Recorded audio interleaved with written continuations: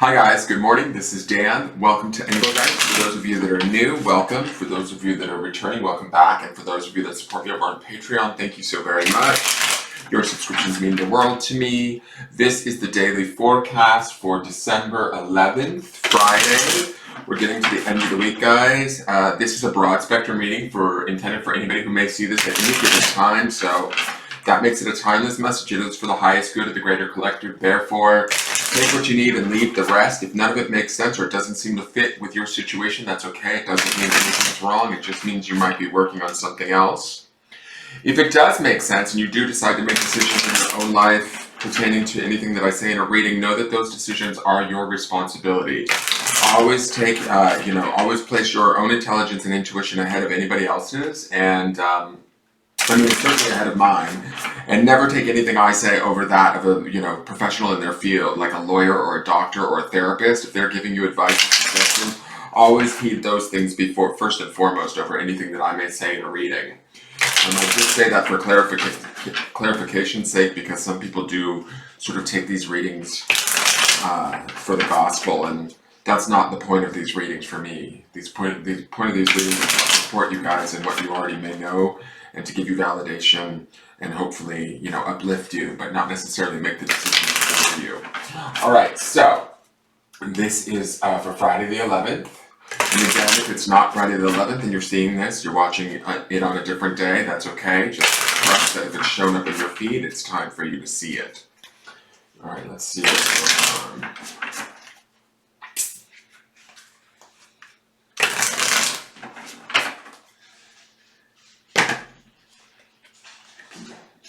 Oh wow, okay, we've got the Tower, guys. So the Tower is kind of like that card that nobody ever really wants to see, but I don't necessarily take it as such. To me, the Tower is the ending of something that needs to sort of come to an end, right? That it's built on faulty foundations. It's not necessarily the best thing for us anymore. It may not quite possibly work the way that it used to in our lives. Something that usually we've expected to sort of stick around and stay around. Unfortunately, the Tower can be a rather jarring experience, right? It could be something that maybe we don't see coming, some sort of discord or upset that we're like, ah, shit, I didn't want this to happen. But the truth of the matter is that ultimately the Tower is there to sort of rearrange our life in a way so that it can hopefully get better, right? Or we can have something that's more substantial, more realistic, more in line with what it is that we need. When I look at this, yeah, the Tower has that feeling of it's being out of our control, but when I think about the Tower, I think about there's a certain amount of like sort of just giving up and giving in, allowing sort of the event to take place and rolling with it, easing into it, being graceful with it, not fighting against it or resisting it, right? That's when the Tower becomes its most painful or struggle, right? Like the struggle and the upset that we see in the Tower usually comes from the state of resistance that we get into because we're in fear, right? We're in fear of the fall or the crumbling of whatever's falling apart, whatever's changing or transpiring. We don't necessarily want it to happen that way, or we weren't expecting it, so our initial reaction is no way to hold everything in place. Tower's like, no way, dude. And so if you find things shifting or changing, know that that's okay and for the best. Remember, the stone for this week is clarity. Also from the weekly forecast is I am worthy of love, right? So we need to remember that, sometimes things are removed from our situation or from our life in an effort to kind of move us forward, whether we're willing to do it or not. And those are sort of Tower moments too. So if we see disruption or things sort of shifting in ways that we weren't expecting, roll with it. Just ease into it, lean into it, and let it happen. Know that, no matter what the loss might be, something different will sort of fill that space. And that difference, ideally, is going to be something that will help us in the long run, right? We have that Eight of Cups underneath this, so that's not necessarily a bad energy underneath this. So I think that it's about transferring us to this more clearer state or this better place where we are worthy of love, where we're able to receive love. So if there's situations like maybe jobs or relationships, friendships, whatever, that aren't necessarily giving us the support, love, validation that we need, then maybe it's time to sort of watch them kind of fall away, right? The Tower doesn't have to be difficult, though. That's the thing. It's kind of like Are we flexible enough, and are we holding on too tightly? Those are the sort of the questions that come up with me for the Tower. All right, let's go to the Song of My Heart and see what card comes out there. Oh, look who it is. It's our friend I Am Worthy of Love. And it's funny because when I looked at the calendar today, she showed up. I saw the word worthy of love, and I was like, oh, that's interesting that that's kind of maybe the lesson that we're learning this week. The clarity around the understanding of that. Again, we have this woman here. It says, like the others, Order of the Sisters of Compassion on the Wanganui River, I believe in myself and my purpose.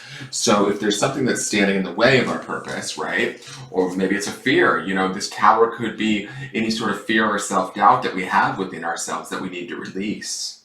That could be something that, has kept us feeling safe for a really long time. And it's built on a faulty foundation because it's built in self-doubt or fear. And so maybe we can't hold on to it or act in those ways anymore because we are worthy of love. We are worthy of that clarity that we're looking for. We are worthy of something more and deserving of something more. But to realize that we have to sort of do the work. That's why we saw the Hermit this week with the Knight of Pentacles, even that Queen of Wands. I feel like she wants to get going on whatever it is we need to do, but we have to trust ourselves and believe in ourselves and love ourselves enough to give ourselves that gift, whatever it may be. Let's look at the grounding stone.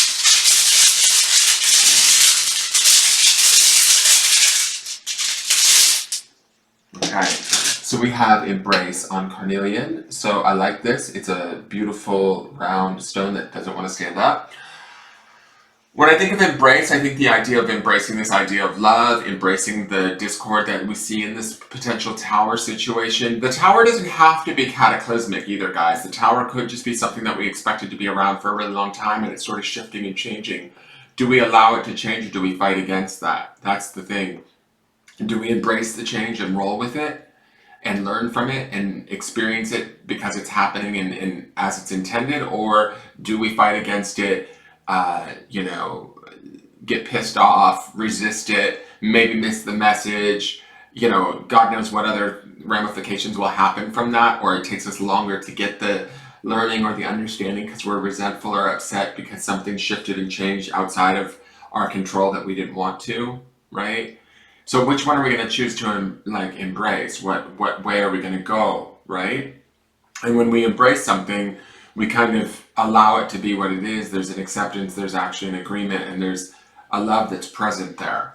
And I think that that's sort of what we want to do today, is if things are getting upturned or things are shifting and changing in ways that we didn't necessarily think that we wanted, allow ourselves the opportunity to embrace everything as it is, right? Acceptance and loving it in a way, and I think that's the ease that we end up finding in the Tower. And after the Tower is always my favorite card of the deck, which is the Star, which is sort of this idea of peace, calm, gentle-natured sort of magic in a way, right? So that will all come in due time, but we have to kind of let the things that need to change go ahead and do exactly that, which is change. So embrace all of that, ground in that openness, that idea of connecting with everything that's going on in your life, both good and bad, right? Because we have an equality happening in between these two cards. This disruption of the Tower is sort of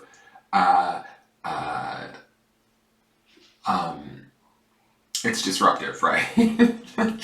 But the calmness of this I am worthy of love, there's a centeredness and a beauty to her that sort of balances the chaos that we see in the Tower. I also find it very interesting that we have this beautiful pagoda in this Tower card, and then we have this beautiful church in her third chakra area, right? So to me, it's similar.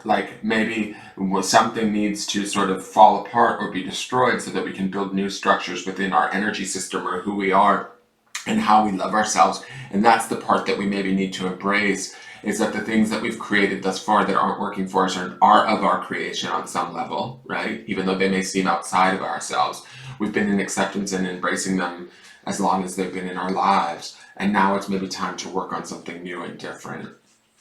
I hope that makes sense, guys. That is your forecast for the day. Please hit the thumbs up button if you enjoyed it. And please hit the subscribe button if you'd like to follow along. I will see you guys tomorrow to watch the end of the weekend energy, and see you next week, or see you tomorrow. All right, bye-bye.